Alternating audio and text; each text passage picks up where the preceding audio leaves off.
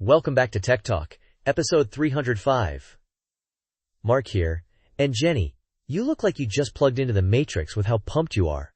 What's got you glowing? Mark, I am glowing. Like, seriously. Today, we're diving into something that's been making waves, creating a real stir, and honestly, making my wallet sweat a little. NVIDIA's latest GPUs. We're talking about the RTX 50 series. Specifically, the mighty RTX 5090. What is going on with these cards? Oh, Jenny, it's a lot. The RTX 50 series, especially the 5090, is redefining what a consumer GPU can do. This isn't just about rendering games anymore. It's about pioneering the future of AI, creative work, and even industrial applications. It hit the market on January 30th of this year, after being announced at CES, and it's built on their new Blackwell architecture. It's a statement, you know? Blackwell. Okay, so for those of us who aren't fluent in GPU architectures, myself included sometimes, what does that mean in simple terms? What makes Blackwell so different from, say, the previous Ada Lovelace architecture that was in the 4090? Great question. So, Ada Lovelace was stellar, right? It was, for its time. But Blackwell, it's quite a bit more. Think of it like this. Ada Lovelace was a top-tier athlete, but Blackwell is that athlete after undergoing a kind of super soldier serum. It's got 33% more streaming multiprocessors, or SMS 170, versus Ada's 128. That's raw parallel processing power, and for AI, this is significant. Blackwell delivers double the tensor performance. Double! It's all built on TSMC's 4NP node, which is just denser, more efficient transistors. So, more power in a similar or smaller footprint. Double the AI performance. Ndua! That's quite compelling. I can already hear our listeners thinking about Stable Diffusion or those new generative AI art tools running smoother. But what does that mean for us, the everyday gamers or even content creators? How does that translate into actual experience when you're sitting in front of your screen? It means the 5090 can hit 8K resolution at 120 frames per second with ray tracing and DLSS4. And DLSS4? That's a significant step forward. It leverages those powerful new tensor cores to generate up to 3 AI frames for every one rendered frame. So your GPU isn't just drawing pixels, it's creating entirely new frames with AI. It's pretty wild, like your computer is thinking up frames on its own. Wow! So you're saying my GPU is essentially creating extra frames out of thin air? That sounds like something out of a sci-fi movie. But there's always a but. With this kind of power, isn't there? What's the trade-off? Because something this good usually has one. Oh, there's definitely a but, Jenny. It's the power. The RTX 5090 has a total board power, or TBP, of 575 watts. The 4090 was already a power-hungry card at 450 watts. So that's a nearly 28% increase in power draw. This means you need a serious power supply.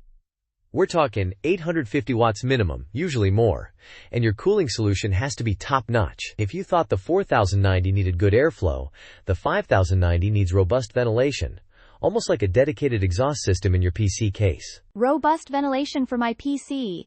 I can already see my electricity bill taking a hit. So this clearly has implications beyond just performance, right? Like environmental impact, which feels like a big conversation with tech these days. Precisely. The annual CO2 emissions from just one 5090 running 8 hours a day are estimated at 1.2 tons. That's 31% higher than the 4090.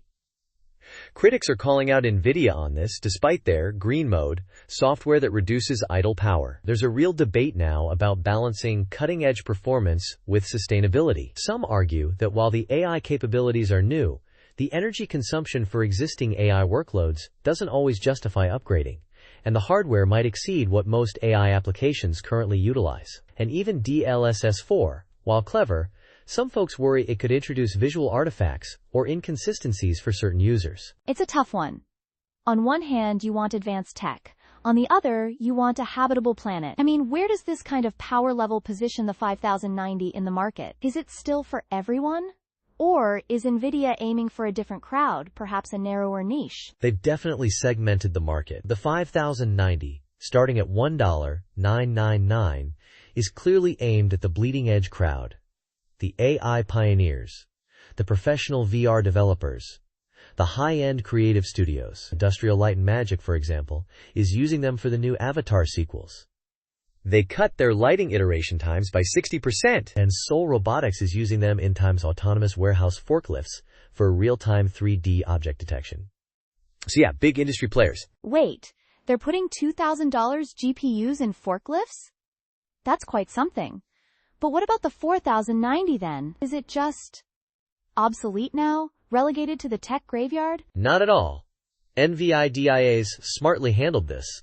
The RTX 4090's price has actually dropped by about 18% since the 50 series launched, bringing it down into the $1,300 range. It's now being positioned as the prosumer card for serious gamers or content creators who don't need the absolute bleeding edge, or who can't handle the 5090's power demands or cost. You're seeing the used 4090 market thriving now, with cards going for under $1,000 on some sites. Though, some market analysts wonder if NVIDIA is just trying to clear older stock rather than a thoughtful segmentation strategy. It could complicate upgrade decisions for consumers, creating a bit of FUD. Fear, uncertainty, and doubt. So NVIDIA is selling one card to the studios and forklifts, and another to the rest of us. I like that strategy, it makes sense. But what about all that generative AI you mentioned? How crucial is the 5090 for that space, especially for the folks doing serious work? It is becoming quite important for professional generative AI work. That 32 gigabytes of GDDR7X VRAM, Jenny, is critical. Older cards often run out of memory when dealing with complex AI models, or massive textures needed for high-resolution generative tasks. The 5090 handles it with ease. NVIDIA's CEO, Jensen Huang, called the 5090 a co-pilot for world building, and he makes a fair point. DLSS4 and its neural shaders can generate dynamic geometry on the fly, reducing polygon counts by 40% in VR, for instance. It's not just about pushing pixels, it's about generating worlds and accelerating the creative pipeline in ways we haven't seen before. It sounds like we're moving from a rendering paradigm to a creation paradigm with these GPUs, which is a big shift. So what's the general user feedback been like, aside from the obvious power and price concerns you mentioned? Well, on Reddit and other forums, you see a lot of professionals singing its praises for the VRAM and AI capabilities. Developers especially. But gamers, they're vocal about the price point. You see comments like, 5090 is overkill for gaming but necessary for my Blender gig. Quote, there's also a strong plea for a 24 gigabytes VRAM, mid-range Blackwell card, like a 5080 Ti, to hit that sweet spot for many. They appreciate the DLSS4, but they're feeling the pinch on the wallet. There's a demand for a balanced offering that isn't quite so extreme on all fronts. It's all about that sweet spot between power, performance, and price, isn't it? Something that caters to the broader audience. So looking ahead, what's next for NVIDIA then? Are we going to see even more power-hungry monsters?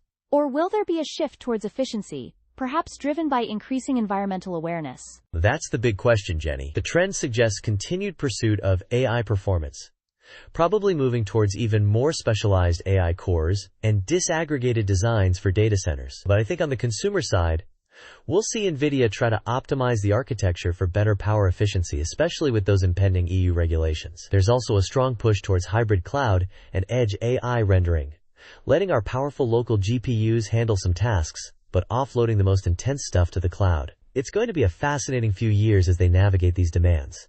Perhaps a return of a truly balanced architecture. Yes, quite fascinating.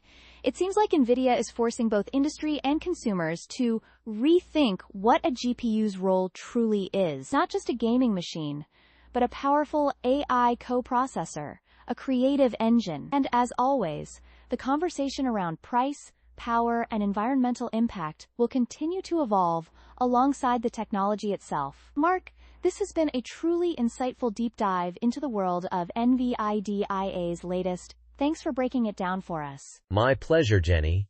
It's quite an exciting time to be in tech. And for everyone listening, if you're rocking a 5090 or even a 4090 or eyeing one for future projects, tell us your thoughts on social media. We love hearing from you and seeing how you're using this tech. That's all for episode 305. Until next time, keep those frames high and those temperatures low. Goodbye.